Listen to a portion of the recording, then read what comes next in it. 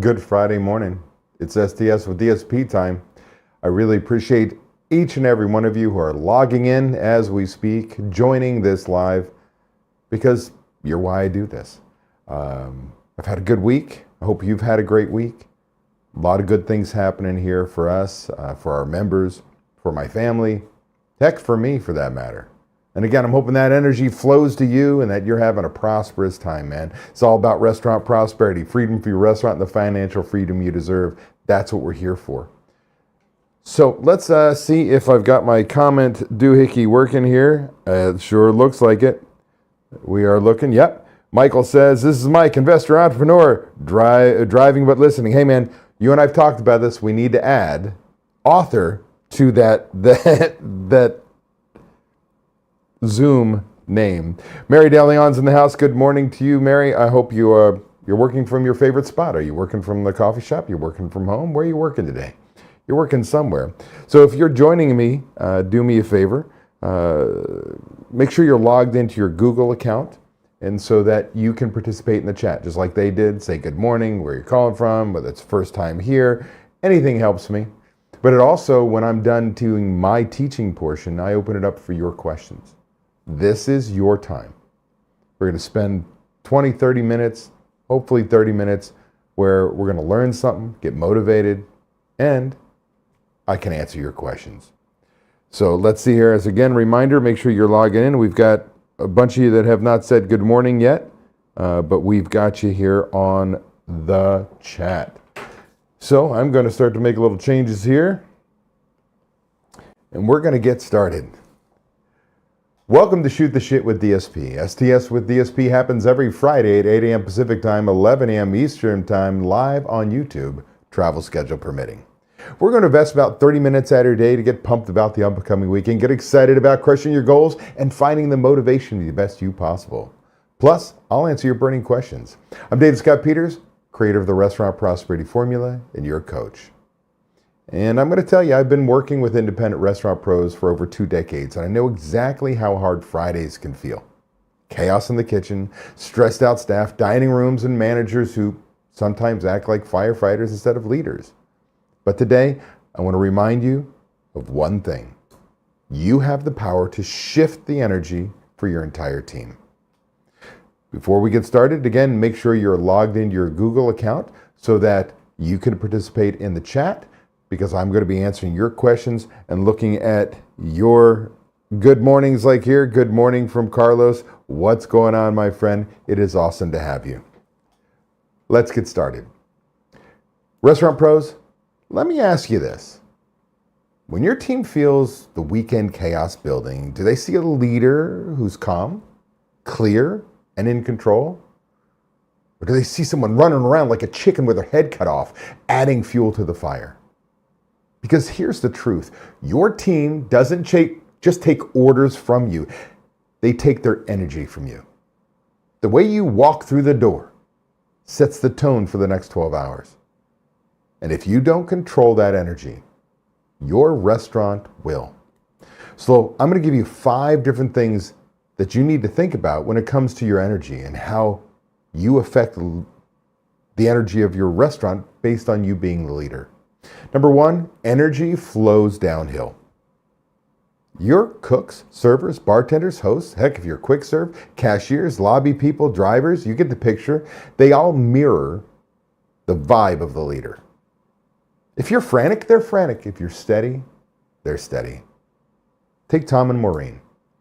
They saw firsthand how their energy shifted their team's mood. See, when social media chatter turned negative, and it was creating a lot of stress for the team and for them, and staffing was tight to begin with, they didn't retreat to the office. They got out on the floor alongside with their crew and talked with the customers. Their presence and passion changed the vibe. Customers responded, things improved, and even the complainers quieted down. That's proof that your team looks to you for stability.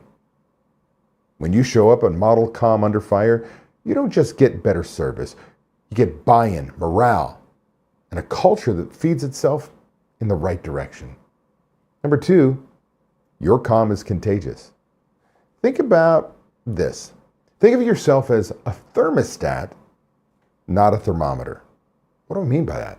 A thermometer just reacts to the room. A thermostat sets the temperature. Leaders set the emotional climate. Decide before you walk in the door this weekend, am I bringing calm or am I bringing chaos? Take Tracy, for example. In one of our group coaching calls, he admitted that he was taking a vacation and wasn't even nervous about leaving the business. Why? Because thanks to delegation and well-trained managers, his systems kept running smoothly and the staff stayed calm even when he wasn't there. That's calm being contagious. His leadership didn't just keep the lights on. It set the tone and carried throughout his whole team. And think about this. If Tracy's managers can model his calm even when he's not present, what does that say about the power of energy cascading through the team? Your calm multiplies. How about number 3? Anchored in systems. This isn't about fake positivity. I'm not asking you to go in and go, you're all chaotic and you're just supposed to fake being calm. Calm comes from confidence, and confidence comes from structure. And we talk about it in our group coaching calls all the time. Confidence comes from knowledge. The more you learn about how to run a more profitable restaurant, to manage your team, to lead, the more confident you are in what you do. Calm equals confidence. How do you do this? Well, that structure I'm talking about are things like having checklists so you don't forget the small stuff, pre-shift meetings so your team walks into service focused, waste trackers and key item trackers so you're not panicked over food costs because you're getting through the weekend. See, systems equals certainty. Certainty equals calm. Ian proved this. He and his implementer broke down sales and labor into 15-minute increments using one of our systems to see exactly when to cut stations and trim their late-night menu. That data-driven decision, right? Using a data-driven system, let them cut more than 120 hours a week without torching service and morale. That's the power of structure. When you've got systems that show you where to act and when to act, you don't waste energy on guesswork. You walk into service prepared, confident, and ready to lead. How about number 4? Train your replacement even for tonight. Here's a mindset shift, right? We're going to shift our mindset. Every Friday night is a training opportunity, right? We don't look at Friday, oh my gosh, it's Friday, it could be chaos, will it blow up? No, it's a training opportunity. So don't just jump in and fix things when things go wrong or go sideways. Coach your managers and shift leaders through the fire. Andrew lived this.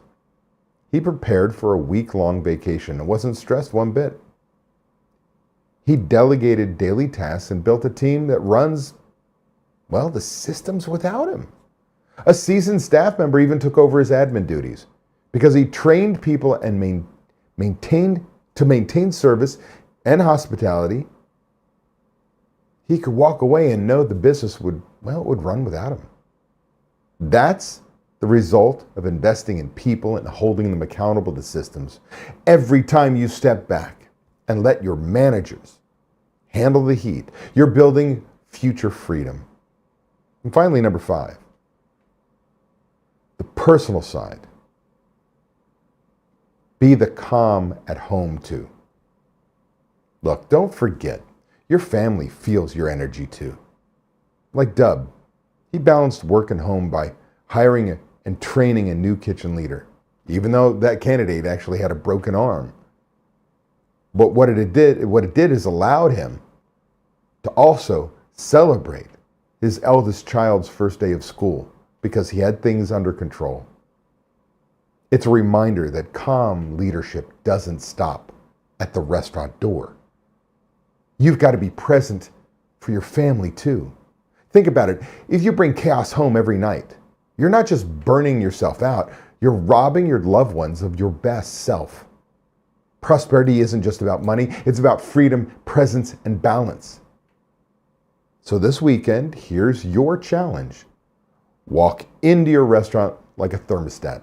Set the energy. Lean on your systems. Coach your managers in real time. And when you walk out the door, bring that calm home with you. Remember, your calm isn't just about leadership. It's prosperity in action. It's the difference between being stressed out operator and being a confident leader. And that choice, Restaurant Pro, is yours every single day. Now that concludes my portion of STS with DSP. Now it is time for you and your questions, comments, anything you want to bring to the table. Let's see, we're going to catch back up here. Attila's in the house. Haven't seen you in a while, Attila. It is great to have you. Good morning. Jim Upchurch. Good morning, DSP. My apologies for being late. Hey, this thing was live, but you can watch the recording at any point in time coming back to the YouTube channel. So you're good, and I hope things are good at home for you, my friend. All right. Let's see. We've got a bunch of you here on. It looks like all the comments are coming through. I'm not missing anything. There is about a 15, 20-second delay. So this is now your time to ask me questions.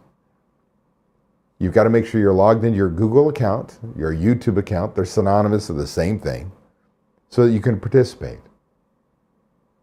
So what kind of questions do you have for DSP? That's me, David Scott Peters, today. And I hope, if you want to share any stories of how your emotions, your calm, your franticness has translated into your restaurant, positive, negative, because it happens for everyone.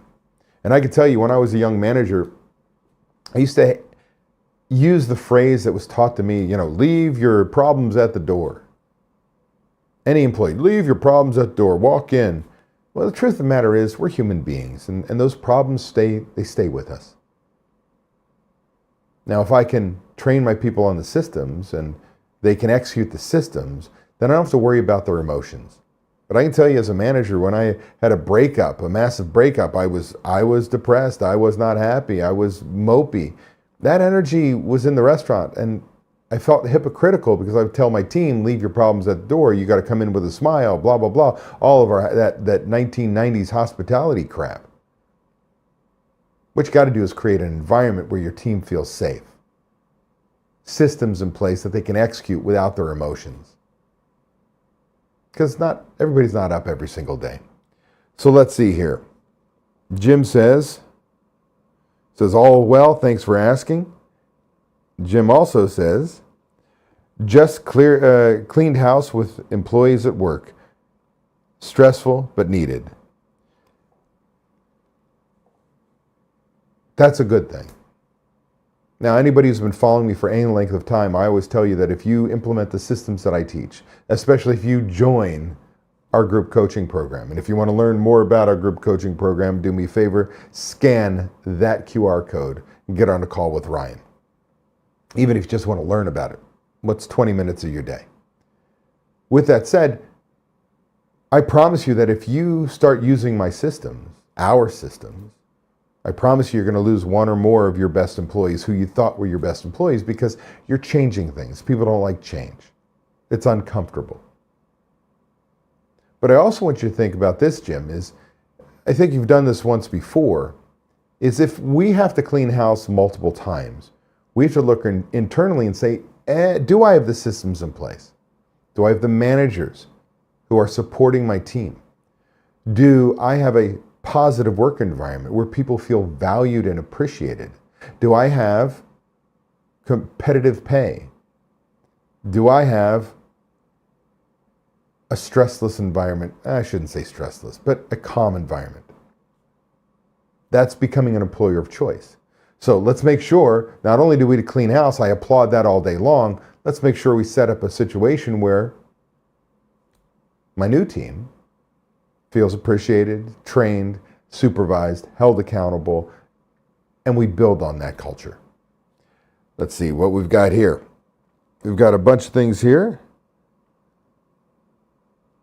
We have Munir, hopefully I said that right. He says, hi Dave, thanks for, I don't know what for. Oh, here it is, it's up here. Thanks for helping me. how to start a system for the first time. You're welcome, my friend. Michael Shane, what's going on, my friend? Says how to change a long-standing special without upsetting customers. For example, a pizza and picture special that is way underpriced. I need to increase the price about 30%. Okay. So Michael, it's a great question. Forget about whether it's a special or whether it's on the menu. It's something that people buy. What I want to first do is go to my product mix report, my P mix report, and the POS system and see how high a seller is it? Is it my number one seller? Is it my number one seller in the pizza section? How many of those do I sell a day? Do I sell 2 a day? Don't really care. If I sell 13 a day, I've got a whole nother feeling about it. Now, there are 2 schools of thought. There is, if it's 13 a day, 20 a day, like this thing is just to die for, raise the price. If it's that damn good, they'll still buy it. Will some people not buy it? Yes, some people may not. They may be price conscious and they'll buy down. They'll buy something else in the price range and still have a great pizza. Because you're a great pizza place, right? It's not that this one pizza is great. It's just that seems to be the value-driven offer that you've had out there. The second way to go about this is, if we're truly just fearful as all hell, pull the special pizza, add 1 or 2 or change 1 or 2 ingredients, call it something completely different, bring it back out as a feature. It's now an apples to oranges comparison. That's the way I would handle it. But odds are, if it's that damn popular, I'm raising the price. Because if you follow me, look at my YouTube channel, I talk about menu engineering. I'm probably going to raise the price on my top 1, 2, or 3 items in every section, because if they're that damn good, they're that damn good at any price. And most of the customers who buy it are not buying it based on price. They're buying it because it's great. Hopefully that helps, my friend. Let me know. Let's see here. I answered Shane's question. Attila says, how would you deal with your number one server who's been with you from day one, but is always late? I'm unable to convince her to get here on time. Other employees begin to notice. You got to write her up, dude. And you have to be willing to fire her. I don't give a shit that she's your number one server. She's not. She's your number one salesperson, but she's not your number one server. And she is tearing down your culture. By the way, how do you write up or reprimand anybody else who's late? She's setting the tone. You're allowing it to happen. Your policy is you can show up late and keep your job. And oh, by the way, what you haven't done is taught her how she affects the rest of the team. The rest of the team that has to do her portion of the side work. The rest of the team who feels, well, let down that everybody on the team isn't working towards the same goal, working together in harmony as a team. So forgive me if I'm getting a little loud on this, but I see it all the time, and it's not just you, my friend. We do it with managers. We do it, like, if you let people get away with the mistakes, you get away with policy infractions, then you don't have policies. You don't have a team. You're not holding anyone accountable. Accountability, and my good friend Mary on my team, who hates when I use this analogy because I cannot change it in my brain. Discipline is like a cast iron coffee pot. When a cast iron coffee pot goes on that fire and that water heats up, what does it do? It whistles. It gives warning. Cast iron coffee pot, when I touch it, it burns. It burns me immediately. Cast iron coffee pot. Every time I touch that cast iron coffee pot, it burns me. It's consistent. No matter who touches the cast iron coffee pot, it burns them. It's impersonal. And that's how we have to look at discipline. What you've done is created favoritism. And favoritism will kill culture. Make sense?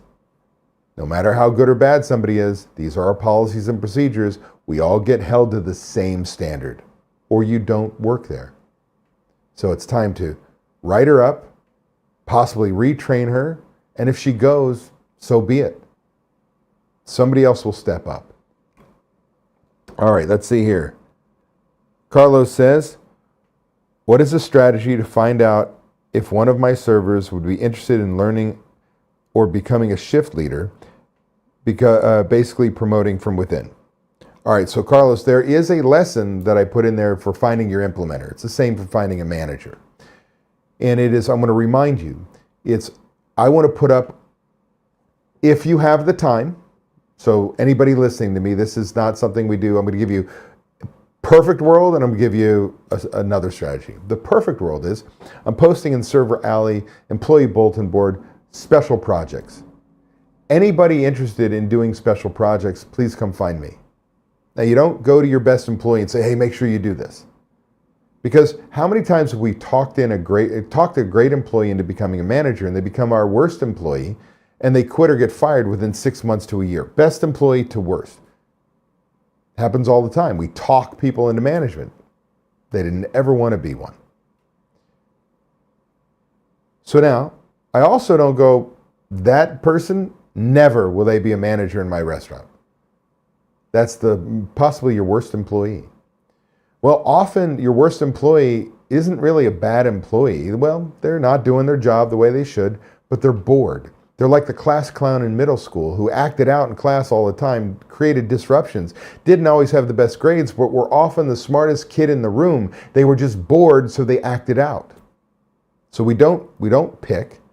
We let anybody self-identify, throw their hand up and say, I'm interested in doing more. I believe in you, the business. I want to do more. Now, of those people, somebody's going to do a great job. Somebody's going to do a bad job. Somebody does a bad job on these special projects, checklists, recipe cards. You get the picture. You have so many things that need to happen.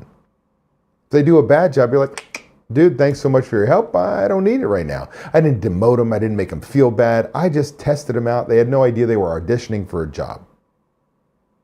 Somebody does a good job. You're like, hey, man, you're doing a great job. Have you ever thought about becoming a supervisor, MIT, an hourly manager? 2-3 days a week as a server, 3 days a week as a manager at a different pay scale. They might look at you and go, no freaking way, I'm not doing that. All right, worst case scenario, did a great job. I got work done. Now I got to pay for it. By the way, everybody make sure you pay them for that work. Go to the next person if you thought about becoming a manager or an MIT, a supervisor. And they get yes.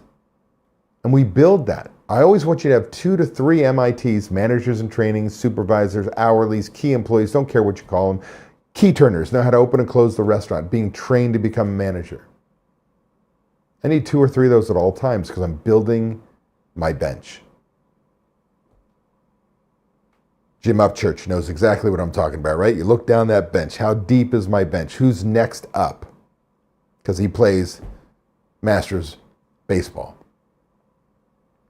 We got to do that. Now, let's say you don't have the time, because that's going to take you weeks to get it done. Then go talk somebody into it. Just know that you have a 80% chance they're going to fail. That's how I got into management. Don't you want to be a manager? No. Don't you want to be a manager? No. Beat me into submission. I used to do the same thing, and just about everybody that I talked into becoming a manager failed. So that's hopefully going to be helpful for you, my friend. All right, let's see here. How are we doing on time? I think we are getting close to the end. If anybody else has a question, a comment, there's about a 15-20 second delay. I've got to kind of draw this out a little bit, give you a chance to type, hit enter. The only way you can participate in this, as a reminder, is that you have logged into your Google account or your YouTube account. Same, synonymous. Usually done in the web browser. Easy enough to do if you've got a Chrome browser, because that is all Google related. I'm looking here to see if we have any other comments. Nothing from my team. Jim Upchurch just said, my hitters down the lineup weren't hitting. I had to draft some new players. Yeah. Just remember now we got to train those new players. We got to give them the confidence, the coaching, the support to step up, right? Get them to believe they can perform. If we're going to play in the baseball analogy and stay there, my friend. All right. I'm going to give you a little more time here, just a little bit. See if somebody else is coming with a comment or question or what have you. Again, let me look here.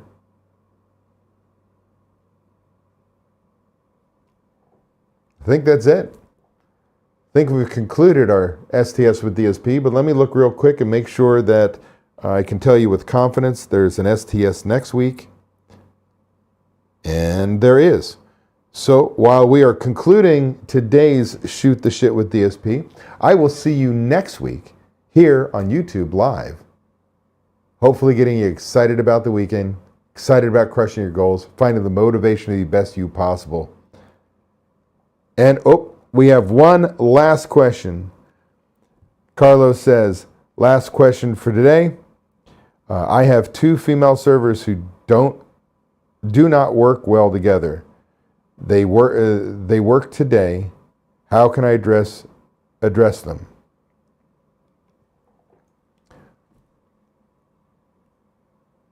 How is it they don't work well together? Are they both type A personalities? Does one do work, the other one doesn't do work? Too vague for me to help you. But I can tell you this. If you know this happens all the time, stop scheduling them together. But you've got to sit them down. Sit them down and go, we're here for the team.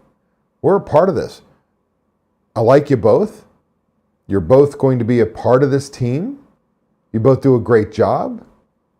You guys have a little friction. Let's air this out. Let's fix this. Because I need you guys to show up and not do this. I need you guys because everybody looks to you and setting the tone for the day. And if you can't get it done, I'll start by making sure you guys don't work the same shifts, which could affect one or both of your money because you're some of my best servers and you may not get the best shifts. And eventually, one or both of you may not be here anymore because we can't handle this anymore. We need your best. And I know you both can give me that. What you've got to learn to do is do it together. That would be my 2 cents. With that said, last comment. Thanks, brother, from Jim Upchurch. Carlos, we'll talk again, I'm sure. Right? Tuesday.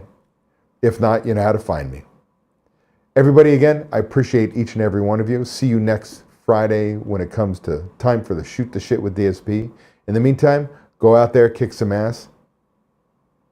Peace.